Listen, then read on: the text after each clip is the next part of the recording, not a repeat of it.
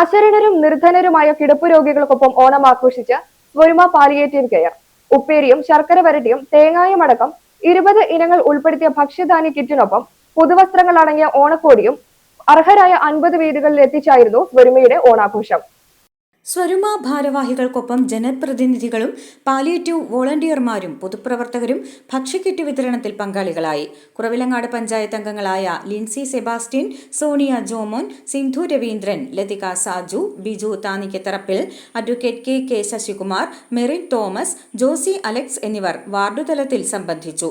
സ്വരുമ ഓഫീസിൽ നടന്ന ഓണാഘോഷത്തിൽ Swaruma executive director Scaria Njavallil, secretary Dani എന്നിവർ മുഖ്യാതിഥികളായി.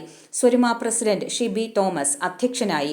Vice president Minimol George Pulikkekara, secretary Santhosh Kuravilangad, joint secretary Shaji Puthiyidam, treasurer John Cyriac Karikulam, coordinator Sonia Mathew, കമ്മിറ്റിക്കാരായ ബെന്നി കോച്ചേരി എന്നിവർ പ്രസംഗിച്ചു. Josny Manakkattu, Viji Anil, James Punnathanam, TB Francis Pettakkad, Sijo Antony Mukkath, P D Ulahannan, Jose Aranjaniyil, Sanoj Mittathani, Saint Mary's higher secondary school principal Siji Sebastian Karottukunnel, Deepthi K Gopalan, Biju George എന്നിവർ സംബന്ധിച്ചു.